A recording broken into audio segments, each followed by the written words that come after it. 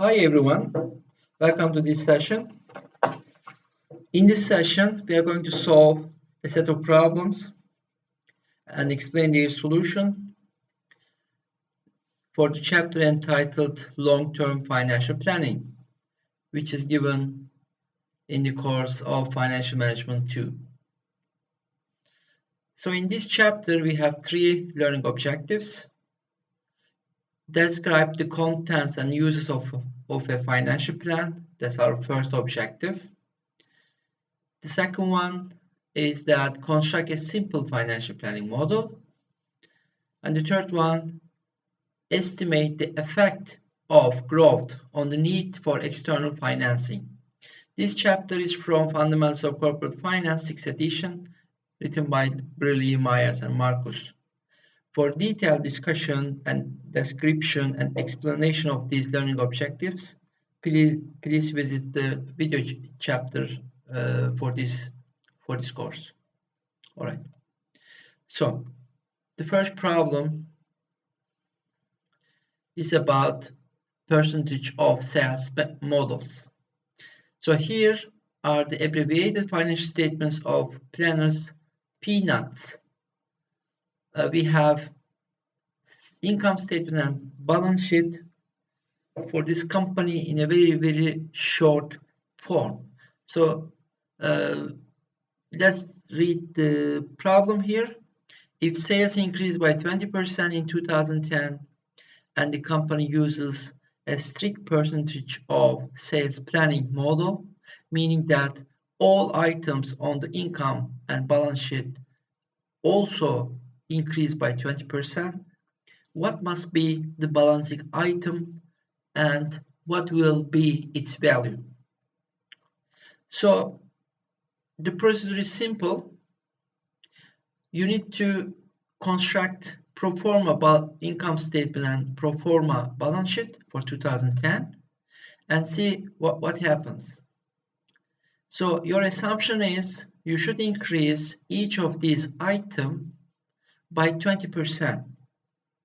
So let me show here on the balance sheet. Here, balance sheet. So according to this model, percentage of sales models, we need to increase, this is for 2010, this is for 2010. So assets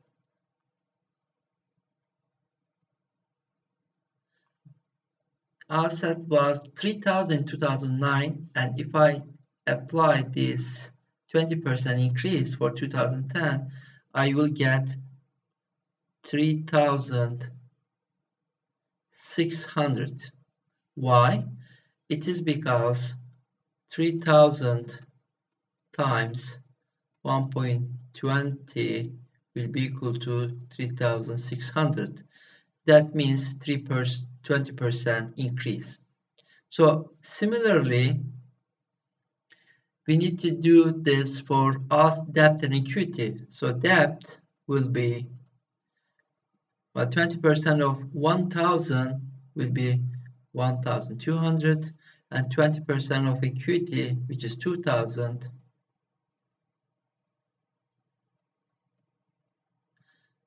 will be 2,400. As you see here, in this case, we have total assets 3,600 and total debt and total equity will be 3,600. So what about income statement here? In case of income statement, well, the only argument we need to take into consideration is net income in 2010. So its value, net income, was 500 in 2000, as you see here, in 2009. So I should increase this by 1.2 factor, and this will be equal to 600. So net income in 2010 will be 600. So, ladies and gentlemen, here, let me take a look. What will be the balancing item? What will be its value? Now, let's take a look here again.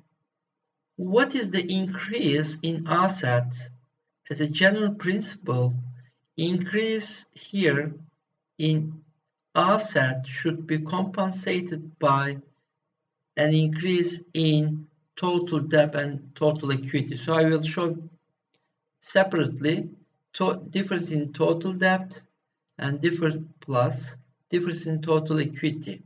So this increase should be compensated by this increase. All right.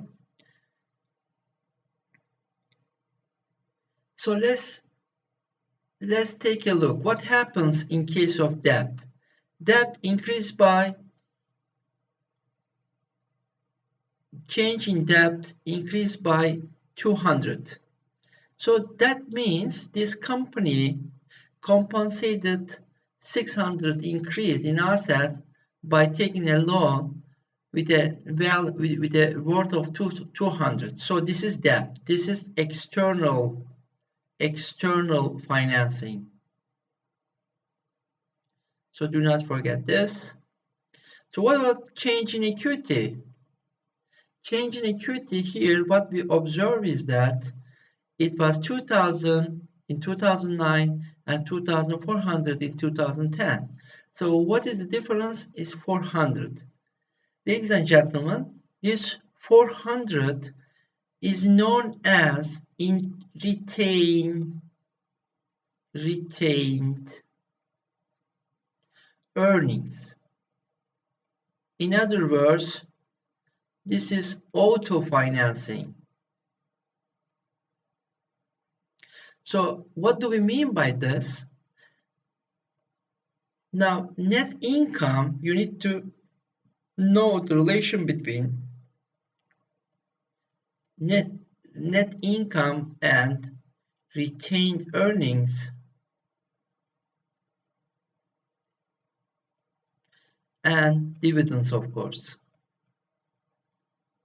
Company distribute their income into two ways.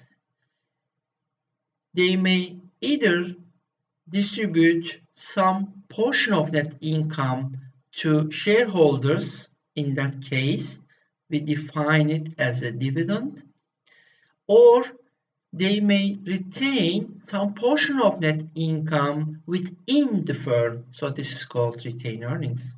These retained earnings also known as auto financing. So let's now calculate what happens here in 2010. Our estimate is 600 will be the income, net income. So we know that retained earnings from this assumption is just 400. And now I can calculate dividends. Well, dividends should be 200 here. So according to question here, what must be the balancing item? So balancing item is dividend. And its value is 200. Okay? And this is done. Let's move on to the next question. You can also take a look at a different way of expressing the solution. So in this problem, this is also linked to this problem. So let's see. If the dividend payout ratio in practice problem 9, which is this one, is fixed at 50%, calculate the required total external financing for growth rates in 2010 of 15%, 20%, and 25%. So the first thing you need to know is that you have now a constraint on payout ratio. What is payout ratio? Payout ratio. It is simply the total amount of dividend divided by net income. You also need to know what is plowback ratio. Well, this is equals to retained earnings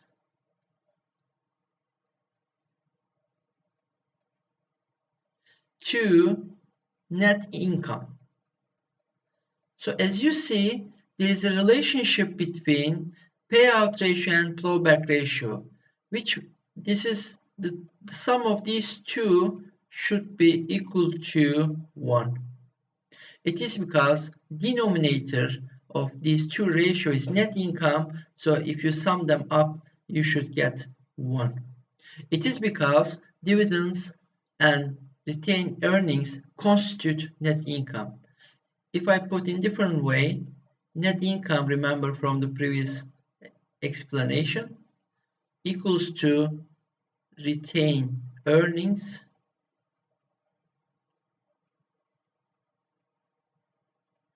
plus dividend. If you divide each of these argument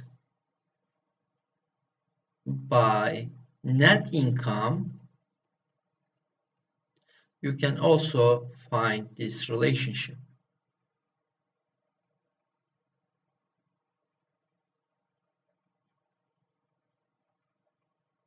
And result of this is 1, and this is called here is plowback ratio,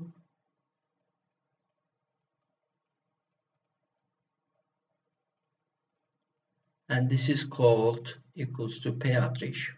You see?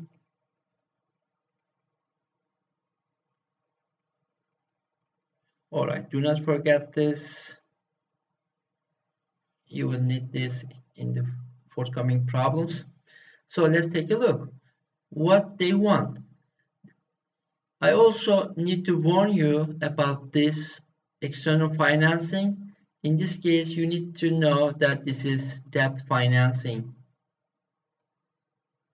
So let's solve the problem. Let's calculate the growth in asset for 15%, for 20%, and for 25%.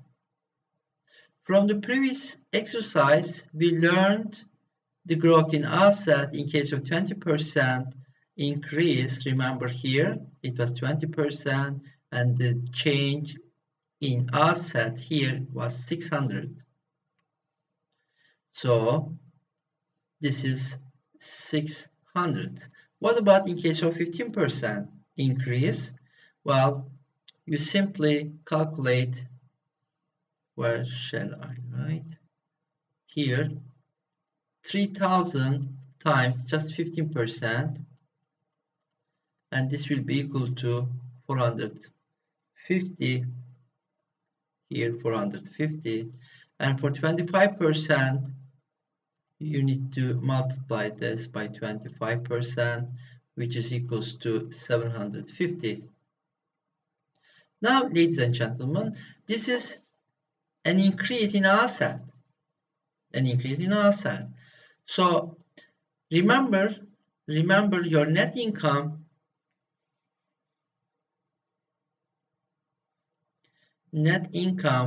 per each assumption of growth rate. So in this growth rate, for example, net income, for example, for this one, remember it was 600.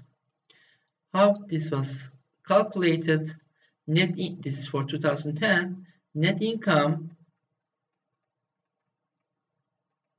2010 is equals to net income 2009 times 1 plus growth rate.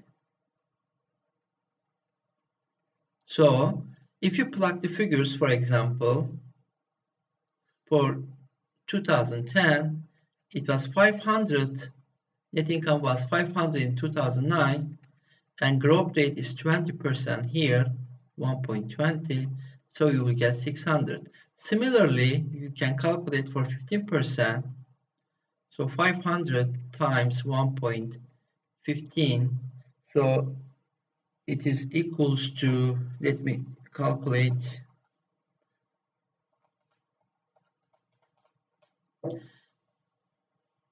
575.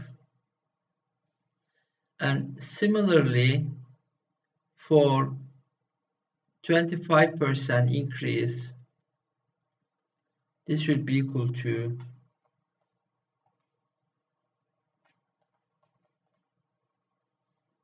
625. So ladies and gentlemen, the last thing you need to know here is this is net income for in case of 20% growth rate. So you need to, let me write this result here. Net income will be 575 in case of 15% growth and 625 in case of 25% growth. So the last thing you need to know, what is the payout ratio? Payout is 50%, which is given here.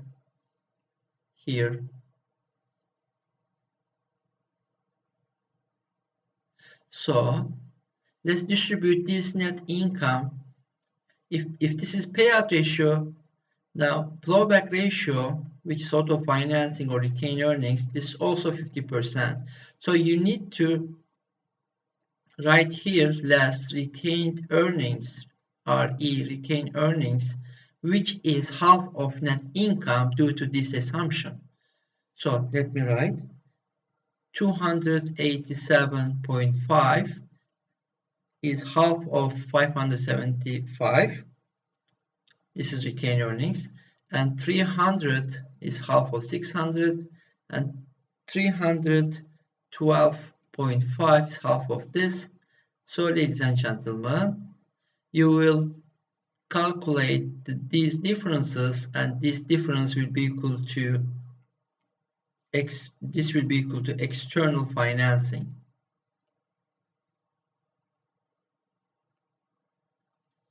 So in this case, you need to take a loan with an amount of 162.5 in case of 15% growth. And here you need to take 300 loan in case of 20% growth rate and 437.5 in case of 25% of growth rate. So ladies and gentlemen, here we calculated external financing needed, right? Okay, let's move on. This is another way of expressing the solution. Now we have here another problem which is linked to the first one. What is the maximum possible growth rate for planner's payout if the payout ratio remains at 50%? So A, no external debt or equity is to be issued. So we have a strong constraint here. So in this case, if we are not going to take a loan or issue additional shares, we are going to deal with the term called internal growth rate. Internal growth rate can be calculated as follows. Plowback ratio times return on equity times equity divided by assets. So here, what is plowback ratio? If payout ratio is 50%, plowback ratio will be 50% as well. So what about return on equity? Return on equity, here, let me write here, return on equity is equals to net income divided by equity.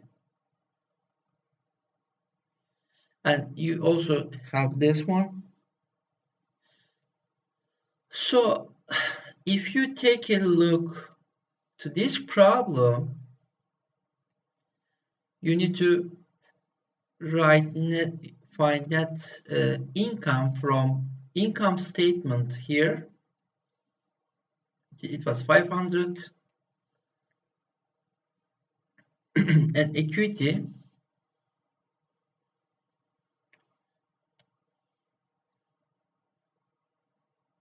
here from in 2008. So there is a quotient here.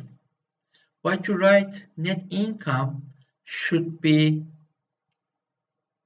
at T1 and equity is at T0. In that case, net income should be, just a second.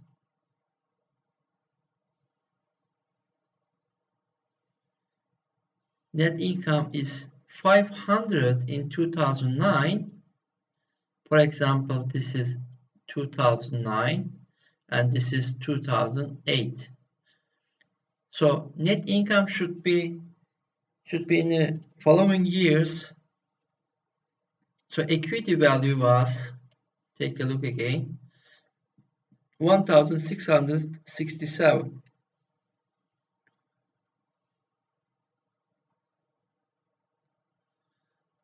So equity to asset, on the other hand, take a look to balance sheet here, equity in 2008 or here,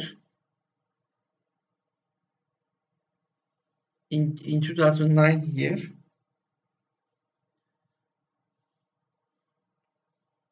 Just a second.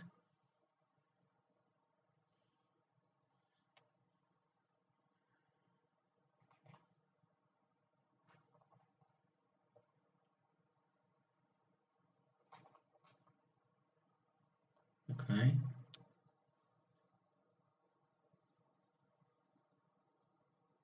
Okay, let's come here.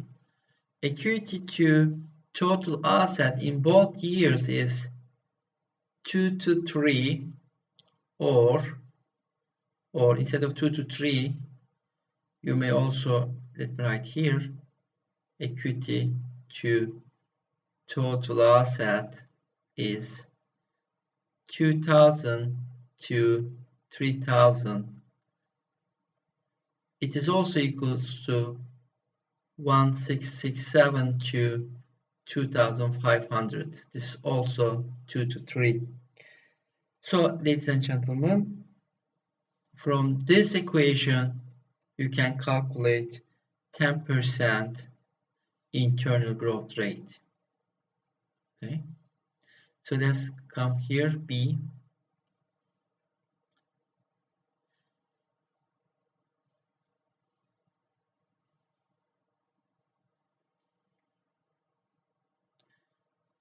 The firm maintains a fixed debt ratio but issues no equity. Now, in that case, we are not going to deal with the internal growth rate. It is because we have a possibility to get a loan with a limited amount as an external financing. So this is called sustainable growth rate.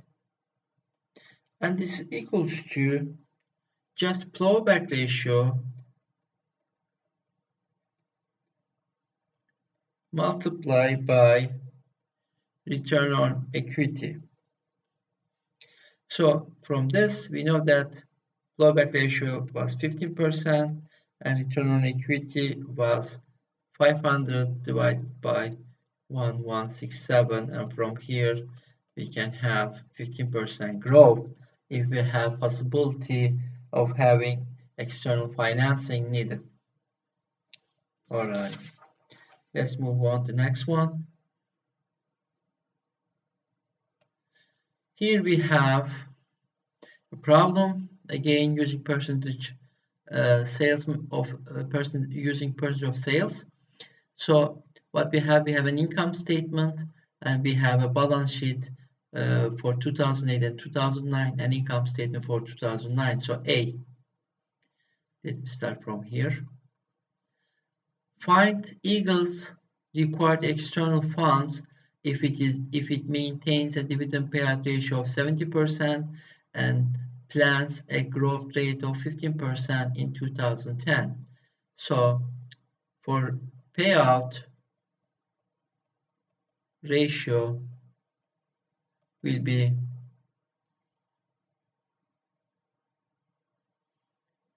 payout ratio will be 70% and plowback will be 30%. So what about increase in asset? If we have growth rate of 15% here, take a look here please, here 3000. So increase growth, let's say growth in asset will be 600, right? No, sorry, 15%, so it will be 450.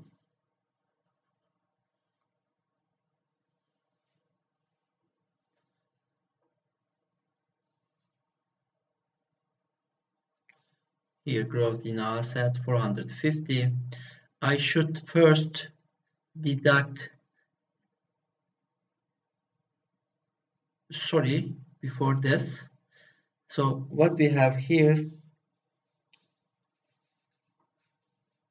let's calculate retained earnings and deduct it from 450. So retained earnings will be 30% of net income. So net income was here 500. So net income for 2010 will be equal to 500 times 1.15 growth rate. So this will be equal to 575. So 30% of this will be equal to 30% of 575 will be equal to 172.5. So this will be external financing. External financing. The difference between these two will be 277.5. So this is the answer for A. So what about B? If Eagle chooses not to issue new shares of stock but stock, what variable must be the balancing item and what will its value be?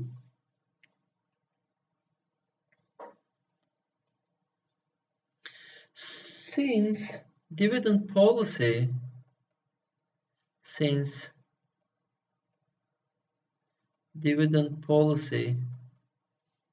is fixed, just like here, is fixed,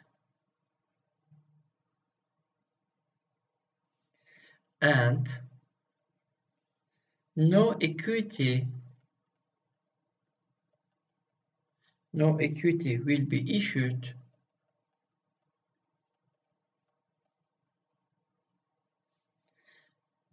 then debt must be the balancing item. In that case, this is debt and this is its value. So debt issued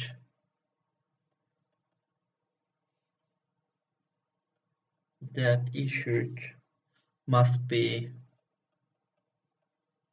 must be 277.5. Ladies and gentlemen, what do we understand by balancing item? It means this. Now, you have a constraint on payout policy. Well, let me put it in this way. Balancing item means here change in asset should be compensated by change in debt or change in equity. Okay. So in this case, in change in equity, you have two options. You may issue new shares or you may have some retained earnings. So you have three possibilities for a candidate of the balancing item. Here, in this problem, you cannot issue new equity, so this is excluded. This cannot be a balancing item. And you have a fixed payout policy here. This is fixed. You cannot change it. So what's remaining is the debt, and in that case, debt is balancing item. So in the following problems, you may also have different balancing item depending upon the problem. So C. Now suppose that the firm plans instead to increase long-term debt only to 1,100 and does not wish to issue any new shares of stock. Why must the dividend payment now be the balancing item? What will its value be? Now, ladies and gentlemen, this part C, as you see, I just explained balancing item, how it works. So now we have a constraint on debt, but exclude constraint on payout policy. That is why dividend payment will be the balancing item. But how much? Now let's do it in this way. We know that debt increase, so change in debt is 100. Why 100? It is because the target amount of debt will be 1,100 and your previous level of debt is 1,000. So the amount increase in debt, which represent here, will be 100. So change in asset, on the other hand, remember change in asset was 450. So what will be left, where we are going to find the remaining part, which is 450 minus 100, which is 350, from these sources. But according to this assumption here, another constraint, we cannot issue any new shares, so this alternative is also eliminated. So retained earnings will be left here, 350. But again, from 350,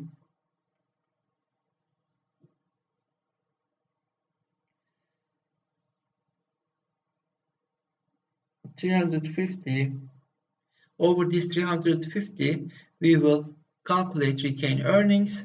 It was here from, just a second.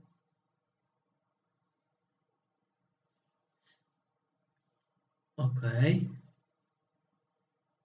So remember again. So where we are going to find this money? We are going to see net income. Remember net income was 575, we calculated here. So we need to find this amount of money from net income. So retained earnings here will be equal to 575 minus 350, which is equals to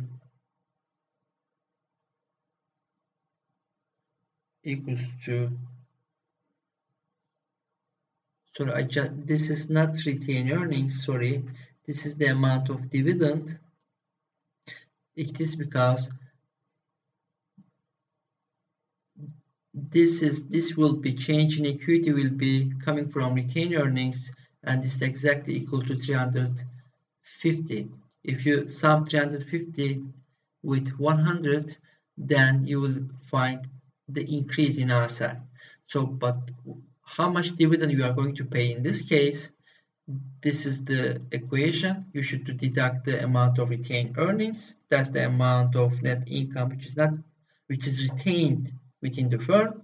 So this equals to 225, and this is the dividend, the amount of dividend we are going to pay. So as you see now, with this distribution, 225 as a dividend and 350 as a retained earnings is not parallel to this assumption. So in part C, fixed policy of dividend is excluded here. That's why dividend payment will be the balancing item, and its amount will be 225. Okay. Here the solution, but be careful about these figures. For example, this must be 2010, and this must be 70%, and this must be 30%. Similarly, this must be 2010. So the next one, we have a problem about sustainable growth rate here. So it affirms profit margin is 10% and its asset turnover ratio is 60%. It has no debt and has net income of $10 per share and pays dividend of $4 per share. What is the sustainable growth rate? First of all, let's write sustainable growth rate formula.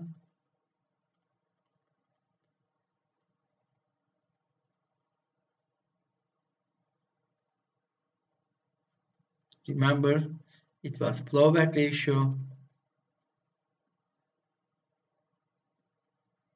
times return on equity. So just looking at this equation, we cannot solve this problem. We need to open return on equity here. Return on equity is equals to, remember, is equals to net income divided by equity.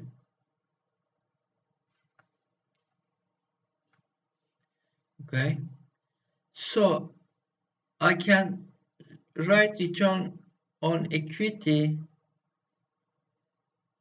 as profit margin times asset turnover. So the tricky part in this problem is, what is profit margin? This is net income divided by sales, and this is sales divided by asset, total asset. Now, profit margin is given here, which is 10%, and asset turnover ratio is also given here, but there's a problem. In this case, there's a problem. If I eliminate these two, I will get net income to asset. So this is not exactly the same as net income to equity. Well, tricky part is that this company has no debt, which means equity, in this case, equity will be equal to asset. That is why multiplication of profit margin and asset turnover will give me return on equity. So let me write my equation here. So profit margin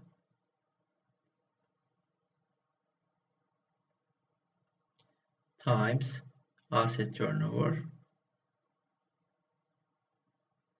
So let's plug the figures now into this equation.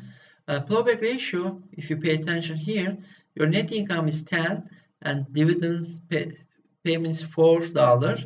So that means payout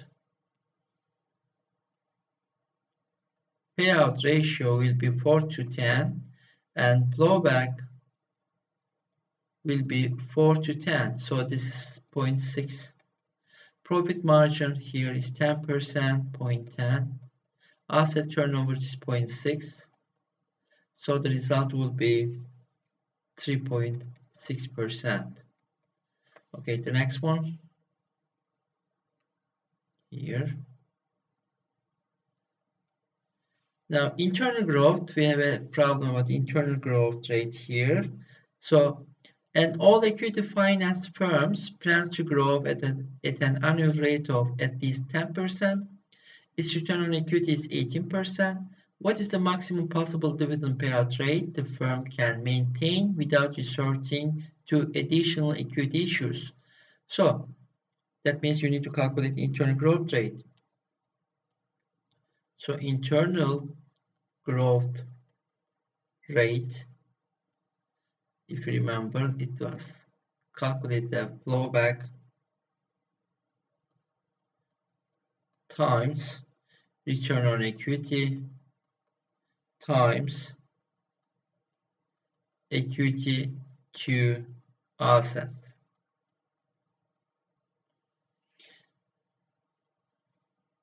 Here. So we have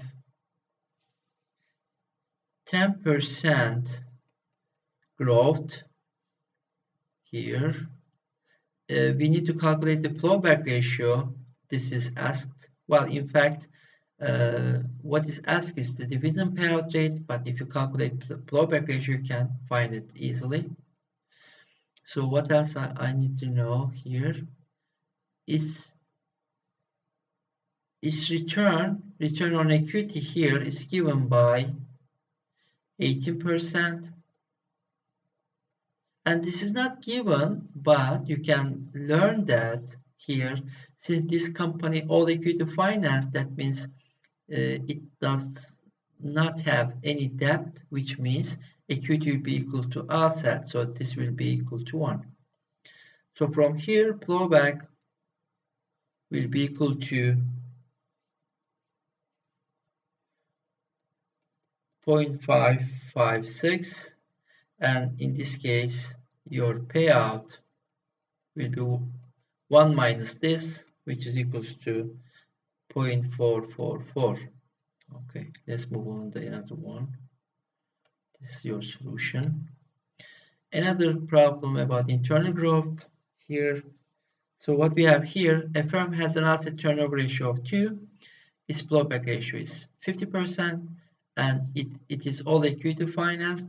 What must its profit margin be if it wishes to finance 10% growth using only internally generated funds? So let's remember internal growth rate equation. What's wrong with here?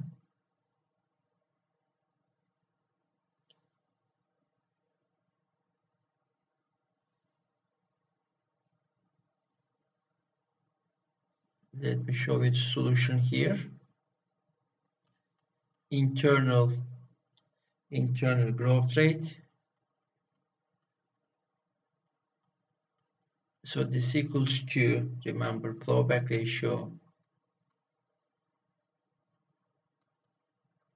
times return on equity times equity to assets. So let's see, we have asset turnover ratio, we have plowback ratio, and we know that it is all equity financed. So we can calculate here, since this is all equity financed, this should be equal to 1.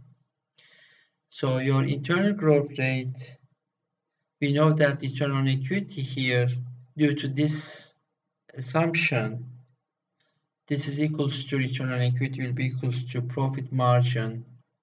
We showed this before, times asset turnover.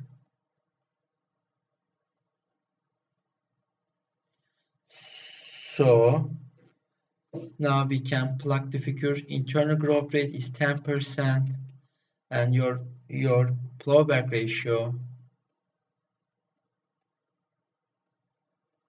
times profit margin times asset turnover.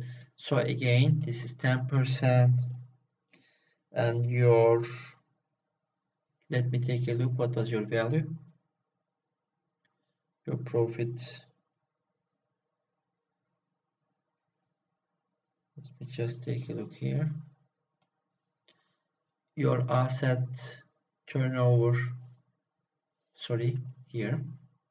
Your plowback ratio is 50%. This is 50%. And your asset turnover is 2. And profit margin is asked. And from here, profit margin will be equal to 10%. Okay, so this is the end of this tutorial, and this is another way of showing your solution. I hope you enjoy. Thanks for watching.